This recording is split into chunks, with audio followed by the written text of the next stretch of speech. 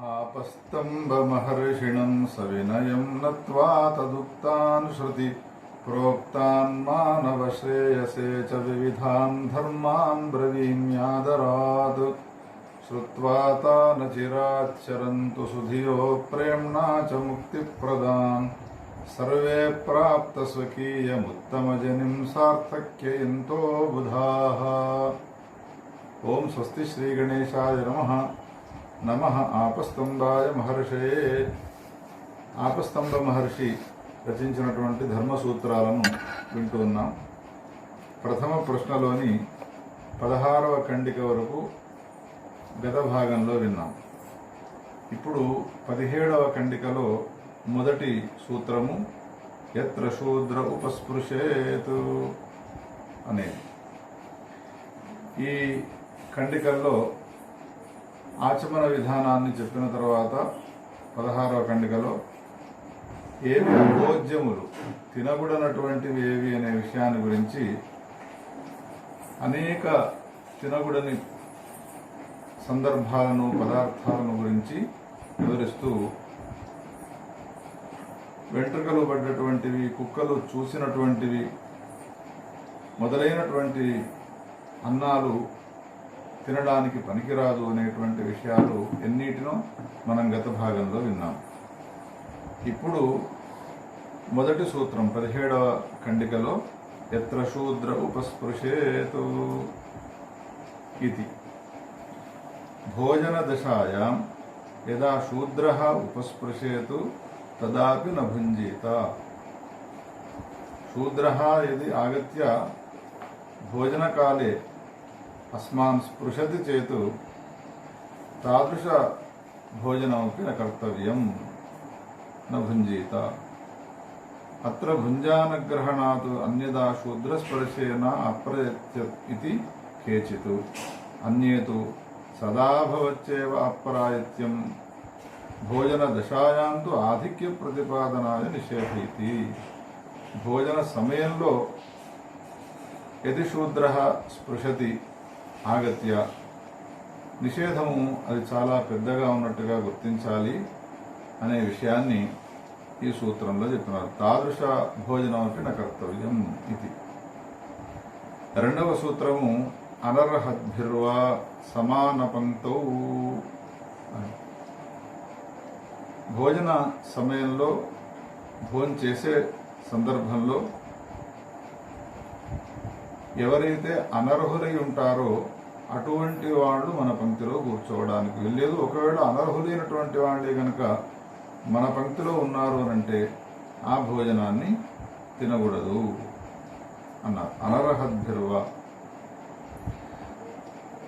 ఆ అనర్హత అనంటే ఏమిటి అనంటే అభిజన విద్యా వృత్తరహితాః. మనతో సమానమైనటువంటి జాతి కానీ, వృత్తి కానీ, లేదా వృత్తము కానీ, విద్య కానీ ఇవన్నీ సమానంగా ఉన్నప్పుడు పర్వాలేదు. కానీ ఒకవేళ ఇవి లేనటువంటి వ్యక్తులు కనుక ఒకవేళ ఉన్నారు ఆ పంక్తిలో అంటే తైస్సహ సమానాయాం పంక్తౌ న భుంజీత. ఒకే పంక్తిలో వాళ్లతో కూర్చొని భోజనం చేయడానికి వీల్లేదు. కుల, విద్యము, ఆచరణశీలత అనేటువంటి ఉండాలి. అవి లేనటువంటి వాళ్ళను మన పంక్తిలో కూర్చోబెట్టుకోకూడదు, వాళ్ళ పంక్తిలో మనం భోజనం చేయడానికి వీల్లేదు. మూడవ సూత్రము భుంజానేషు వా తత్రానూత్థాయోచ్ఛిష్టం ప్రయచ్ఛేదాచామేద్వా. గడిచిన సూత్రంలో సమాన పంక్తో అనేటువంటి పదము ఇక్కడికి అధ్యాహృతం అవుతుంది. భోజనం చేస్తున్న సమయంలో ఒకే పంక్తిలో కూర్చొని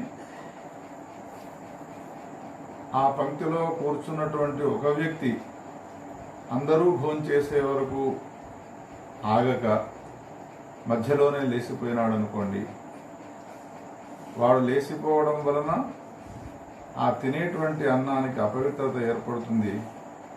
అందుకని సమాన పంక్తిలో కూర్చొని భోజనం చేస్తున్న సమయంలో ఎవరైనా ఒకరు ఆ పంక్తిలో నుండి లేచిపోయినారు అనంటే తినేవాడు ఆ అన్నాన్ని తినకూడదు అని నిషేధం చేసినాడు. ఈ సంప్రదాయము మన తెలుగు ప్రాంతాల్లో సామాన్యంగా ఉన్నది. కొన్ని ప్రాంతాల్లో ఈ సంప్రదాయాన్ని పాటించరు. అది చాలా దుఃఖకరమైనటువంటి విషయం అనే విషయాన్ని మనం గమనించాలి. తస్యాం పంక్తావు ఇతరేషాం నభోక్తవ్యం. ఆ పంక్తిలో కూర్చొని ఒకడు లేచిపోయిన తర్వాత మనం తినడానికి వీల్లేదు అంటారు. అతః బహుషు భుంజానేషు ఏకో మధ్యే నవిరమే. హరదత్తాచార్యులు అంటారు, చాలామంది తింటున్న సమయంలో అందరి భోజనం అయిన తర్వాతనే భగవన్నామాన్ని స్మరించి ఆ భోజన స్థానం నుండి లేవాలి. కానీ ఎవరిది అయిపోతే వాళ్ళు లేచి వెళ్ళిపోవడం అనేటువంటిది సరైన పద్ధతి కాదు. ఒకవేళ భోజనము సమాప్తి కాకపూర్వము ఎవరైనా లేచిపోయినారు అంటే ఆ అన్నము తినడానికి యోగ్యమైనటువంటిది కాకుండా పోతుంది. హరదత్తాచార్యుల వారు వారి వ్యాఖ్యానంలో ఏమంటారు అంటే, అట్టా లేచిపోయిన వాడి గురించి ఏమంటారు అంటే, భోజన కంటకః ఇతి తమాచక్షతే. వాడిని, ఆ లేచిపోయినటువంటి వాడిని భోజన కంటకుడు అనే పేరుతో పిలుస్తారు అన్నారు. అందుకని భోజనం చేసే సమయంలో అందరూ కూడా కూర్చొని భోంచేయాలి, భగవన్నామాన్ని స్మరిస్తూ భోంచేయాలి. అందరిది అయిపోయిన తర్వాత ఒకేసారి అందరూ లేవాలి అనేటువంటి విషయాలు మనకు ధర్మాలుగా చెబుతున్నారు అపస్తంభ మహర్షుల వారు. కుత్సయిత్వా వా యత్ర అన్నం దదుః. 4వ సూత్రం. అన్నాన్ని పెట్టే సమయంలో అనేక రకాలైనటువంటి తిట్లను తిడుతూ, ఈర్ష్యతో కూడుకొని, కోపానికి వచ్చి మనతో మాట్లాడుతూ వడ్డించేటువంటి ఏ అన్నం ఉన్నదో అటువంటి అన్నాన్ని కూడా తినడానికి వీల్లేదు. హరదత్తాచార్యుల వారు ఈ సందర్భంలో ఈ సూత్రానికి వ్యాఖ్యానం రాస్తూ ఆ తిట్లు ఎటువంటివో చెప్పినాడు. మూర్ఖ, వైధవేయ, విషంభుంక్షువ, ఏవం కుత్సయిత్వా యత్రాన్నం దద్యుః తదపి అభోజ్యం. మూర్ఖుడా, విషాన్నిదును అనేటువంటి కుత్సితమైనటువంటి మాటలంటూ ఎక్కడైతే అన్నాన్ని వడ్డిస్తారో అటువంటి అన్నాన్ని తినకూడదు అని నిషేధం చేసినారు. 5వ సూత్రము. మనుష్యైరవఘ్రాతమన్యైర్వా అమేధ్యైః. మనుషులు గాని లేదా పిల్లులు గాని వాసన చూసినటువంటి అన్నం ఉంటుందో అటువంటి అన్నాన్ని తినడానికి వీల్లేదు అని నిషేధం చేసినాడు. మనుష్యైః అవఘ్రాతం అన్యైర్వా. మనుష్యులు గాని అన్యైర్వా అనే మాటలు అన్నాడు కాబట్టి సూత్రంలో అన్యైః అనే పదానికి పిల్లులు, కుక్కలు మొదలైనటువంటి ఏవైతే ఉన్నాయో అవి వాసన చూసినటువంటి ఏ అన్నాలు ఉంటాయో అటువంటి అన్నాన్ని తినకూడదు, అభోజ్యం అది. ఇక్కడ అవఘ్రాతం అనే సమయంలో అవా అనేటువంటి ఉపసర్గం ఉన్నది కాబట్టి దూరమున ఉండి ఒకవేళ వాసనను ఆఘ్రాణం చేసినారు అని అంటే మాత్రం పనికి వస్తుంది అని హరదత్తాచార్యుల వారు దానికి కొంత సవరింపు చేసినారు. ఆ తర్వాత 6వ సూత్రము. నావిభుంజీత. నౌక పైన భోజనం చేయడానికి వీల్లేదు.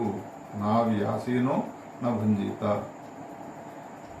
వడ్డించేవాడు శుద్ధుడైనప్పటికీ కూడా, అన్నము పవిత్రమైనదైనప్పటికీ కూడా నౌకలో మాత్రము భోజనం చేయడానికి వీల్లేదు. 6వ సూత్రం. 7వ సూత్రంలో తథా ప్రాసాదే. ప్రాసాదంలో కూడా తినడానికి వీల్లేదు. ఇక్కడ ప్రాసాదము అంటే బంగళా అని అనుకోవడానికి వీల్లేదు. అటువంటి పొరపాటు మనం చేస్తామేమో అని భావించి హరదత్తాచార్యుల వారు ప్రాసాదంలో భోజనం చేయకూడదు అన్నప్పుడు ప్రాసాద పదానికి అర్థాన్ని చెప్పినారు. ప్రాసాదో దారుమయో మంచః. కట్టెతో చేసినటువంటి ఏ మంచం ఉంటుందో ఆ మంచము పైన భోజనం చేయడానికి వీల్లేదు అని నిషేధం చేసినారు. కట్టెతో చేసినటువంటి మంచం పైన భోజనం చేయడానికి వీల్లేదు. కృతభూమౌతు భుంజీత. 8వ సూత్రము. భూమావపి భుంజానః కృతాయాం గోమయాదీనాం సంస్కృతాయాం భుంజీత. నేలపైన భోజనం చేయాలి. చేసే సమయంలో కూడా ఎట్లా ఉండాలి నేల అనంటే గోమయాదుల చేత అలికి ఉన్నటువంటి ఆ భూమిపైన విస్తరి వేసుకొని దాంట్లో వడ్డించుకొని భోంచేయాలి అని. కృతభూముదు భుంజీత. కృతభూమి అంటే సంస్కరింపబడినటువంటి భూమి. దేని చేత సంస్కరింపబడ్డది అంటే గోమయాదుల చేత సంస్కరింపబడ్డటువంటిది. కొంతమంది ఈ సూత్రానికి అర్థాన్ని ఏ విధంగా చెప్తున్నారో ఆ విషయాన్ని చెప్తున్నాడు హరదత్తాచార్యుల వారు. ఒకవేళ మంచము పైన భోజనం చేయాలి అనే కోరిక ఉన్నా భూమిపైన భోజనం చేసేవాడు ఏ విధంగానైతే గోమయాదుల చేత సంస్కరించి విస్తరి వేసుకుని భోజనం చేస్తాడో అదేవిధంగా ప్రాసాదము పైన మంచము పైన భోజనం చేసేవాడు కూడా ఒకవేళ గోమయముతో అలికి తిన్నాడు అని అంటే అప్పుడు అది దోషం కాదు అని. తదా తత్ర భుంజీతేవేతి. కొంతమందికి సంబంధించిన అభిప్రాయాన్ని ఈ సూత్ర వ్యాఖ్యానంలో తెలియజేసినారు. అనాప్రీతే మృణ్మయే భోక్తవ్యం. భోజనం చేసే సమయంలో మట్టి పాత్రలో భోంచేయాలి అని విధి ఈ సూత్రంలో చెబుతున్నాడు. విధిని చెబుతున్నాడు. అది ఎటువంటిదై ఉండాలి మట్టి పాత్ర అనంటే ఇదివరకు ఎవరు కూడా ఆ మట్టి పాత్రలో భోజనం చేసి ఉండనిదై ఉండాలి. ఇదివరకు ఎవరు కూడా అందులో భోజనం చేసి ఉండకూడదు. అటువంటి మట్టి పాత్రలో భోజనం చేయవచ్చును అని 9వ సూత్రంలో చెప్పినారు. ఆ ప్రీతం చేదభిదగ్ధే 10వ సూత్రం. ఒకవేళ ఇదివరకు ఎవరైనా ఆ మట్టి పాత్రలో భోంచేసినారు, అందులోనే భోంచేయవలసి వస్తే దాన్ని సంస్కరించాలి. ఎట్లా అనంటే అభిదగ్ధే అన్నారు. నిప్పులో ఒకసారి దాన్ని కాల్చినట్టయితే, ఆ మట్టి పాత్రను కాల్చినట్టయితే దానికి శుద్ధత ఏర్పడుతుంది. అటువంటి మట్టి పాత్రలో అది ఆప్రీతమైనప్పటికీ కూడా తినడానికి యోగ్యమైనటువంటిదిగా గుర్తించాలి అనే విషయాన్ని చెప్పినారు. పరిమృష్టం లోహం ప్రయతం 11వ సూత్రం. లోహ వికారభూతమైనటువంటి ఏ కంచు మొదలైనటువంటి భోజన పాత్రలున్నాయో వాటిని భస్మాదుల ద్వారా శుద్ధి చేసి అది శుద్ధం అవుతుంది కాబట్టి అటువంటి కాంస్యాది పాత్రల్లో భోజనం చేయవచ్చును అన్నారు. ఇక్కడ ఈ ఒకేసారి మట్టి పాత్రను ఏ విధంగా భోజనం చేసిన తర్వాత మట్టి పాత్రను బయట పారవేస్తామో అట్లా పారవేయడానికి వీల్లేదు కాబట్టి తిన్న దాంట్లోనే మళ్ళీ తినాలి అంటే దానికి సంస్కారం అవసరము, దానికి శుద్ధత అవసరము. ఆ శుద్ధత ఎట్లా వస్తుంది అంటే కాంస్యాదులు ఏవైతే ఉన్నాయో అవి భస్మ చేత శుద్ధిని పొందుతాయి. ఇక్కడ సందర్భం వచ్చింది కాబట్టి హరదత్తాచార్యుల వారు ఏదానికి దేని వలన శుద్ధత ఏర్పడుతుంది అనే విషయాన్ని స్మృత్యంతరంలో చెప్పినటువంటి దాన్ని మనకు వివరిస్తూ ఉన్నారు. భస్మనా కాంస్యం.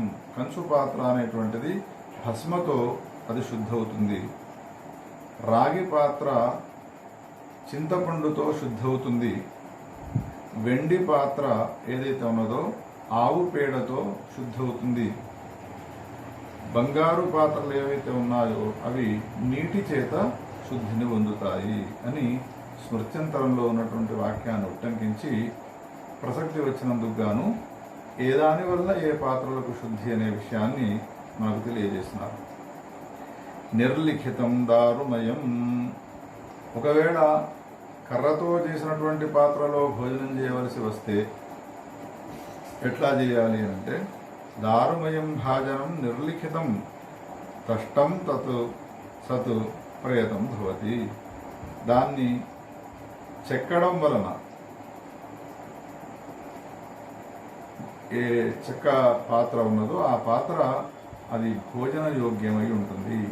చెక్క పాత్రలో చెక్కిన తర్వాత దాన్ని భోజనం చేయవచ్చును అని 12వ సూత్రంలో ఈ విషయాన్ని చెప్పినారు. యథాగమం యజ్ఞే. యజ్ఞపాత్ర ఏదైతే ఉన్నదో దాన్ని యథాగమం శోధితం ప్రేతం భవతి, శుద్ధి చేయడం వలన అది పవిత్రం అవుతుంది కాబట్టి యజ్ఞపాత్రలో భోంచేయవచ్చును.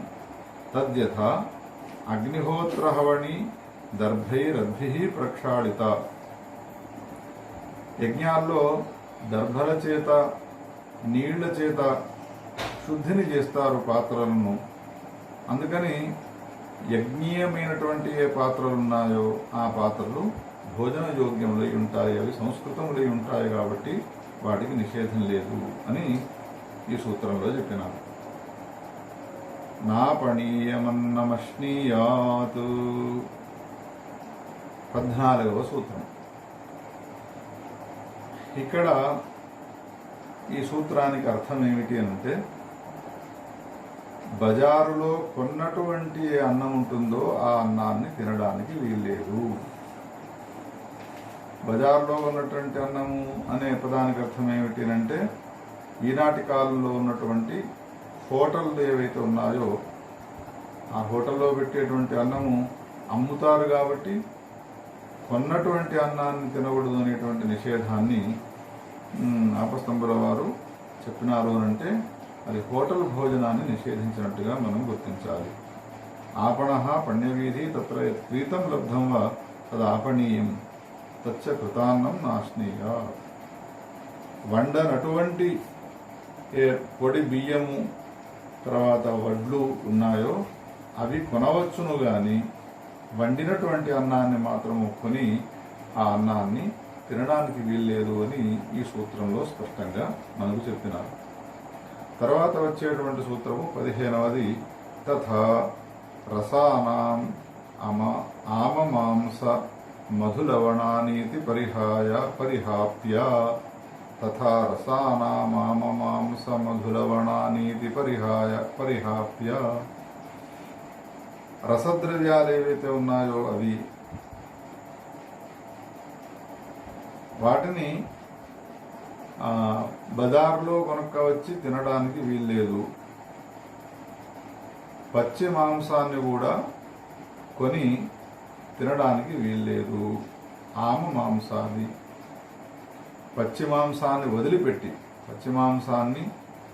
వదిలిపెట్టి మిగతా రసద్రవ్యాలేవి కూడా తినడానికి వీల్లేదు. వండినటువంటి మాంసము మాత్రం నిషిద్ధమై ఉన్నది అని ఈ సూత్రము ద్వారా తెలుస్తుంది. ఎవరైతే మాంస భుక్కులై ఉన్నారో వాళ్ళను ఉద్దేశించి ఈ విషయం చెప్తున్నట్టుగా గమనించాలి.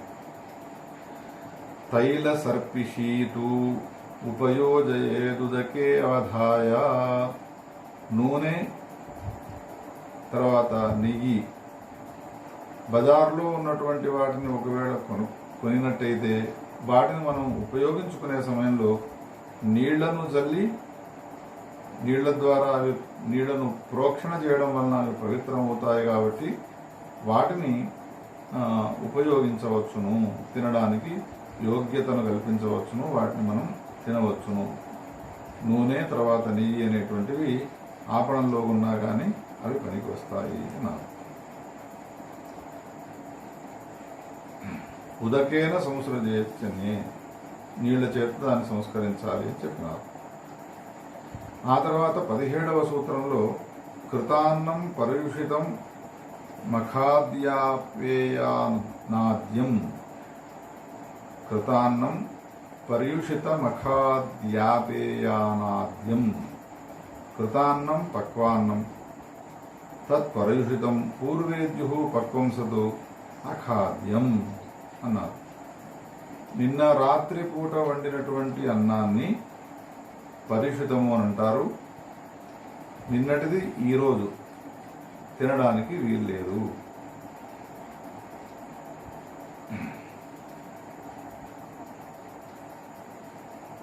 అని నిన్నటి అన్నాన్ని ఈరోజు వండుకొని తినడాన్ని నిషేధించినాడు ఈ సూత్రము ద్వారా.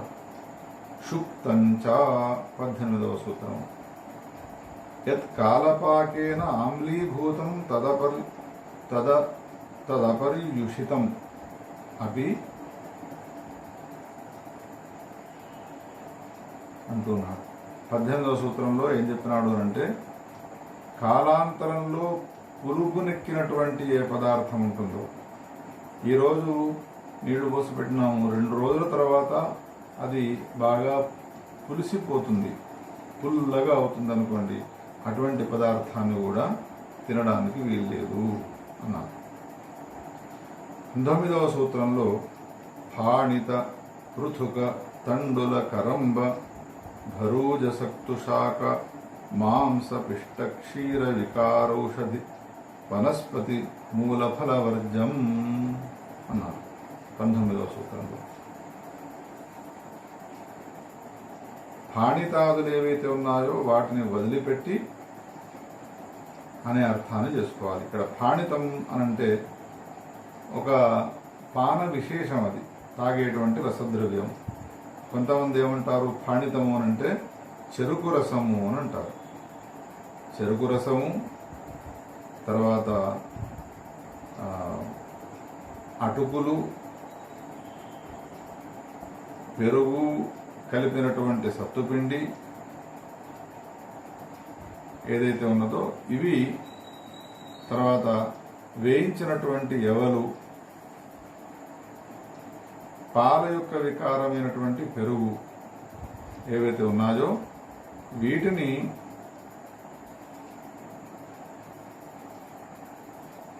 తినడానికి అవకాశం ఉన్నది అని అంటున్నాడు. వీటిని వదిలిపెట్టి మిగతా వాటిని పులిసినప్పుడు ఆ పదార్థాలను వదిలిపెట్టాలి అనే నిషేధాన్ని చేసినట్టుగా మనం గుర్తించాలి. వేయించినటువంటి ఎవలు, సత్తుపిండి, తర్వాత పెరుగుతో కూడుకున్నటువంటి పెరుగు, తర్వాత పాలు, వృక్షాలకు సంబంధించినటువంటి కందమూల ఫలాలు ఏవైతే ఉన్నాయో వీటిని వదిలిపెట్టి మిగతా వాటిని తినడానికి వీల్లేదు, ఇవి తినడానికి యోగ్యము లేనటువంటివి అనే విషయాన్ని చెప్పినారు. గడిచిన 18వ సూత్రంలో శుక్తంచా అని సూత్రాన్ని చెప్పినారు. దానికి అనుబంధంగా ఇంకొక సూత్రాన్ని చెప్తున్నారు. శుక్తంచా అపరయోగం పరేణ ద్రవ్యాంతరేణ యోగో యస్య తద్ పరయోగం తతో అన్యద్ అపరయోగం అన్నారు. పెరుగును గనక ఒకవేళ అది నిన్న తోడు వేసినాము, ఈ రోజు అది బాగా పులుపెక్కినది, అప్పుడు అది పనకరాదు, తినడానికి వీల్లేదు అని చెప్పితే ఆపస్తంభుల వారు ఏమంటున్నారు అంటే ద్రవ్యాంతర సంసృష్టం సూక్తం తద్భోజ్యమేవ. వేరే ద్రవ్యముతో గనక ఒకవేళ దాన్ని మేళనం చేసినాము అంటే అది తినడానికి యోగ్యమైనది అవుతుంది, తినకూడని పదార్థము కాదు అనే విషయాన్ని గమనించాలి. ఈ విధంగా ఆ 18వ సూత్రానికి కొంత అనుబంధ సూత్రముగా దీన్ని రచించినట్టుగా మనం గుర్తించాలి 20వ సూత్రాన్ని. తర్వాత 21వ సూత్రము సర్వం మద్యమపేయం. ఎన్ని రకాలైనటువంటి మద్యములున్నాయో సురలు, వాటన్నిటినీ కూడా తాగడానికి వీల్లేదు. మద్యం మదకరం తత్సర్వముపేయం స్మృత్యంతరవశాద్ వ్యవస్థ. ద్విజులైనటువంటి వాళ్లకు ముఖ్యంగా ఈ నిషేధం ఉన్నది అనే విషయాన్ని గమనించాలి. సర్వం మద్యము అనంటే అన్ని రకాలైనటువంటి మద్యములు అనంటే ఎన్ని రకాలుంటాయి మద్యాలు? మనుస్మృతికారుడు చెప్పినాడు. గౌడీ పైష్టి చ మాధ్వీ చ విజ్ఞేయా త్రివిధాసురా యథైవైకా నపాతవ్య తథా సర్వా ద్విజోత్తమై. ఎవరు ద్విజులై ఉన్నారో అటువంటి వాళ్ళు ఈ మద్యాన్ని సేవించడానికి వీల్లేదు అన్నారు. యథైవైకా నపాతవ్య.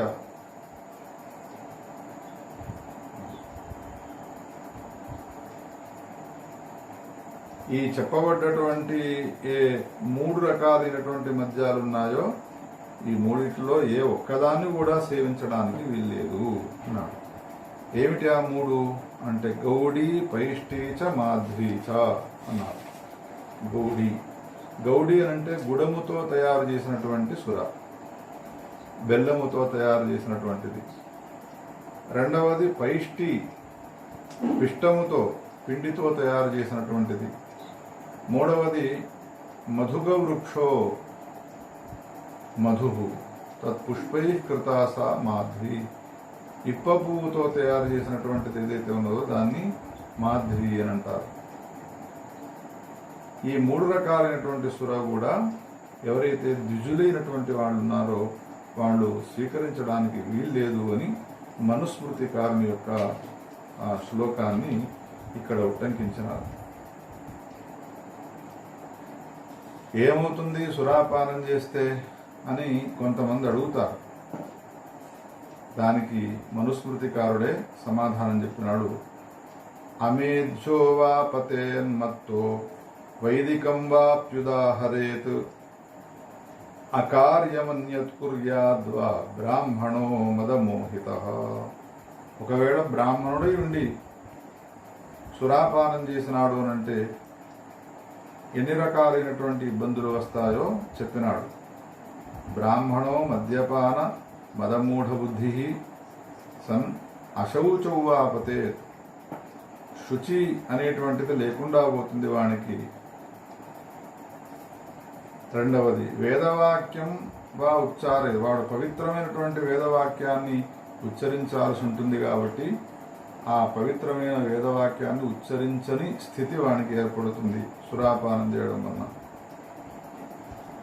ఒకవేళ వీటిని పక్కన పెడితే సురాపానం చేసి మదమత్తుడై ఉంటాడు కాబట్టి అటువంటి వాడు బ్రహ్మహత్యాది మహాభయంకరమైనటువంటి పాపాలను కూడా చేసే అవకాశాలుంటాయి. కాబట్టి ఈ కారణాల వలన సురాపానం అనేటువంటిది చేయడానికి వీల్లేదు. ఆ తర్వాత ఏమంటాడు, యస్య కాయగతం బ్రహ్మ మధ్యేన ప్లావ్యతే సకృతు తస్య వ్యపైతి బ్రాహ్మణ్యం శూద్రత్వం చ స గచ్చతి. ఏ బ్రాహ్మణుని యొక్క శరీరంలోకి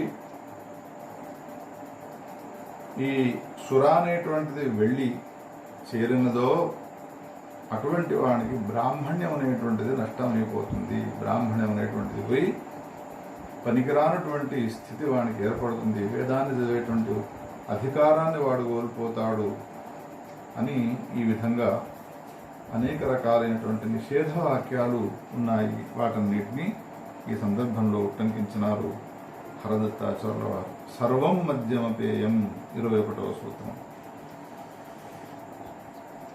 గౌతముడు ఏమన్నాడు, మద్యం నిత్యం బ్రాహ్మణస్య క్షత్రియ వైశ్యయోస్తు బ్రహ్మచారిణోరితి. త్రైవర్ణికులు ఎవరైతే ఉన్నారో వాళ్ళు మద్యాన్ని సంపూర్ణంగా వదిలిపెట్టాలి అని గౌతముడు కూడా అన్నాడనే విషయాన్ని ఈ సందర్భంలో తెలియజేసినారు వ్యాఖ్యానంలో. తథైలకంపయః 22వ సూత్రం.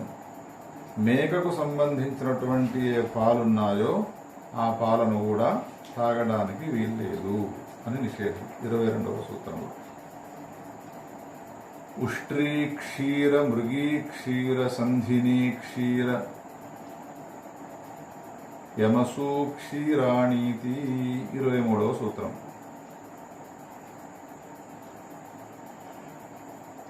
ఒంటె తర్వాత లేడి పిల్ల వాటికి సంబంధించినటువంటి పాలు తాగడానికి వీలేదు. అదేవిధంగా ఏకస్మిన్ ప్రసవే యా అనేకం గర్భం సూతే సాయమసూ, ఒకేసారి 2-3 పిల్లలను జన్మిస్తుందో దాన్ని యమసు అనే పేరుతో పిలుస్తారు. అటువంటి దాని పాలను కూడా తాగడానికి వీల్లేదు. మనుస్మృతికారుడు ఈ విషయాన్ని చెప్పినాడు. ఆరణ్యానాంచ సర్వేషాం మృగాణాం మహిషీం వినా స్త్రీ క్షీరం చైవ వర్జ్యాని సర్వసూక్తాని చైవహి అనిర్దశాయా గోః క్షీరం ఔష్ట్రమైకశఫం తథా ఆవికం సంధినీ క్షీరం వివత్సాయాశ్చ గోః పయః. అనిర్దశాయా గోః, ఆవు ప్రసవించిన తర్వాత ఆవు యొక్క పాలను తాగడానికి వీల్లేదు 10 రాత్రులు వెళ్లేంత వరకు. 10 రోజుల ఆశౌచం ఉంటుంది కాబట్టి ఆ 10 రోజుల లోపటి పాలను తాగడానికి వీల్లేదు. అంతేకాకుండా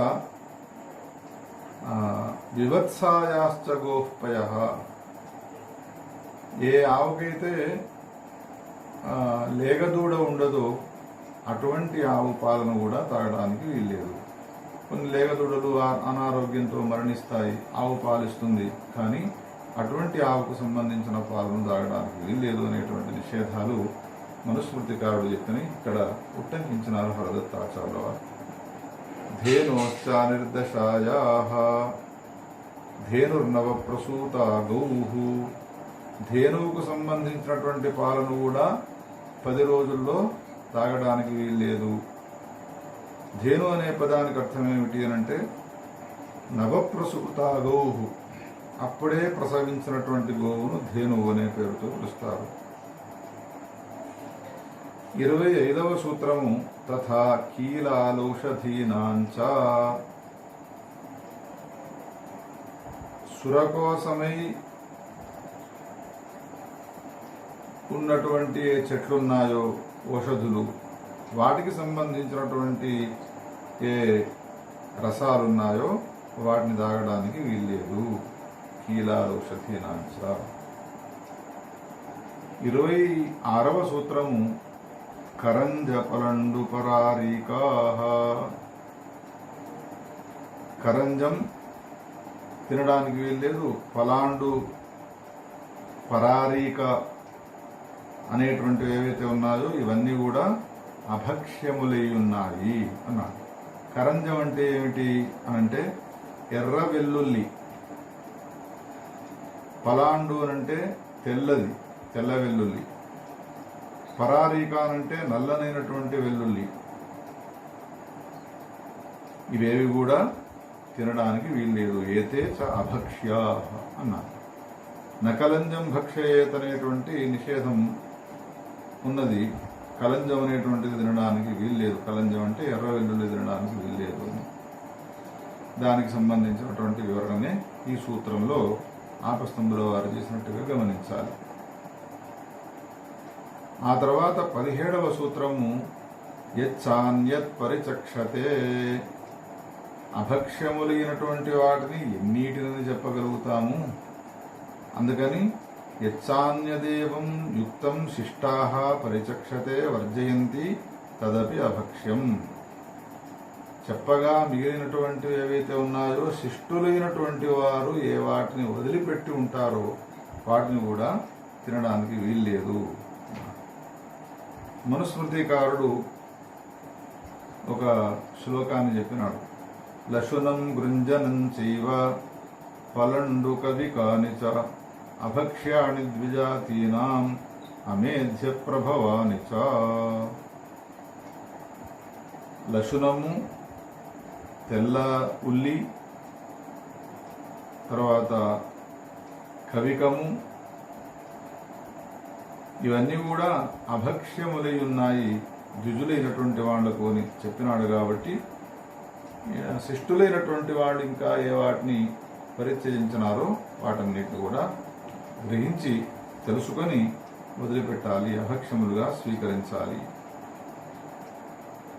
క్యాక్వభోజ్యమితి బ్రాహ్మణం, క్యాక్వభోజ్యమితి, క్యాకు, క్యాకు అనంటే క్యాకును తినకూడదు అన్నాడు. క్యాకు అనే పదానికి ఛత్రాకం అంటే పుట్టగొడుగు అని అర్థం. పుట్టగొడుగును రుజులైనటువంటి వాడు తినడానికి వీల్లేదు. బ్రాహ్మణంలో ఈ విషయం చెప్పబడ్డది. ఈ నిషేధాలన్నీ కూడా ఉన్నాయి అని 28వ సూత్రంలో చెప్పినారు. ఏకఖురోష్ట్ర గవయ గ్రామసూకర శరభ గవాం, ఒకే గిట్ట కలిగినటువంటి అశ్వాదులున్నాయో, గుర్రము మొదలైనటువంటివి, గవయము ఆవు వలె ఉండేటువంటి ఏ పశువు ఉన్నదో, అదేవిధంగా శరభము అంటే 8 పాదాలు కలిగినటువంటి అరణ్యంలో ఉండేటువంటి మృగము, తర్వాత సూకరము కుక్క, వీటికి సంబంధించినటువంటి మాంసాన్ని తినడానికి వీల్లేదు అని మాంసభుక్కులైనటువంటి వాళ్ళు ఎవరైతే ఉన్నారో వాళ్లకు నిషిద్ధములైనటువంటి మాంసాలను గురించి కూడా చెప్పినారు. మేధ్యమానడుహమితి వాజసనేయకం, యజ్ఞములలో ఉపయోగించిన తరువాత మేధ్యం భవతి ఏ వాజసనేయినః సమామనంతి అనడుహో మాంసన్న కేవలం భక్ష్యం. అనడుహ మాంసం కేవలం న భక్ష్యం యజ్ఞే ఉపయుక్తం భోక్తుం శక్యతే ఇది వివృతం హరదత్తేన. ఆ తర్వాత కుక్కుటో వికిరాణం వ్యవహితమప్యభోజ్యమితి సంబధ్యతే. అభోజ్యం అనేటువంటిది వేరే సూత్రంలో చెప్పినటువంటిది చాలా దూరం ఉన్నప్పటికీ కూడా ఈ సూత్రంలోకి అనువృత్తి అవుతుంది. పాదాల చేత వెతుకుతూ కీటాలను ధాన్యాన్ని తినేటువంటి ఏ నెమళ్ళున్నాయో వాటి మధ్యలో నెమళ్లకు సంబంధించినటువంటి సంతతి మధ్యలో ఏ కుక్కుట ఉన్నదో కోడి, దాన్ని తినడానికి వీల్లేదు, ఆ మాంసాన్ని తినడానికి వీల్లేదు అనే నిషేధాన్ని చేసినాడు. ప్లవః ప్రతుదాం తుండేన ప్రతుద్య ఏ భక్షయంతి తే దార్వాఘాటాదయ ప్రతుదాహ. తన నోటితో చెట్లను ఒలుచుకొని లోపల ఉన్నటువంటి పురుగులను తినేటువంటి ఏ వడ్లంగి పిట్ట మొదలైనటువంటి ఉన్నాయో వాటి మధ్యలో వడ్లంగి పిట్టను తినడానికి వీల్లేదు అనేటువంటి నిషేధాన్ని చేసినాడు. హంస భాస చక్రవాక సుపర్ణాశ్చ, హంసము, తర్వాత గద్ద వలె ఉండేటువంటి పొడగాటి తుండము కలిగినటువంటిది పక్షి విశేషము, చక్రవాకము, తర్వాత గద్ద, వీటికి సంబంధించిన మాంసము కూడా నిషిద్ధమై ఉన్నది అనే విషయాన్ని చెప్పినాడు. ఈ విధంగా అభక్ష్యశ్చేటో మత్స్యానాం అని 38వ సూత్రంలో చెప్తారు. అందుకంటే పూర్వం 37వ సూత్రంలో పంచనఖానాం గోధా కచ్చప శ్వవిట్ ఛరియక ఖడ్గ శశపూతి ఖశవర్జం అన్నాడు. 5 నఖాలుండేటువంటి ఏ పశువులు ఉన్నాయో వాటికి సంబంధించినటువంటి మాంసాన్ని తినడానికి వీల్లేదు. వీటిల్లో గోధ, తర్వాత కచ్చపము అంటే తాబేలు, ఖడ్గమృగము మొదలైనటువంటి ఏవైతే ఉన్నాయో ఇవి అపవాదములై ఉన్నాయి అనే విషయాన్ని గమనించాలి. వీటిని స్వీకరించడానికి అనుకూలమైనటువంటివి. ఈ విధంగా మాంసభుక్కులైనటువంటి వ్యక్తులు కూడా ఒకవేళ మాంసాన్ని తినవలసి వస్తే ఎటువంటి మాంసాన్ని వదిలిపెట్టాలి, ఎటువంటి మాంసాన్ని స్వీకరించాలి అనేటువంటి విషయాన్ని తెలియజేసినారు. ఈ విధంగా అభక్ష్యములైనటువంటివేవో వాటిని గురించి చెప్పి ఇంకా అభక్ష్యాలు ఏవి ఉన్నాయి అనే విషయాన్ని తెలియచేసినారు ఆపస్తంభుల వారు. అవన్నీ కూడా వచ్చే భాగంలో మనం తెలుసుకుందాం. మహాదేవ.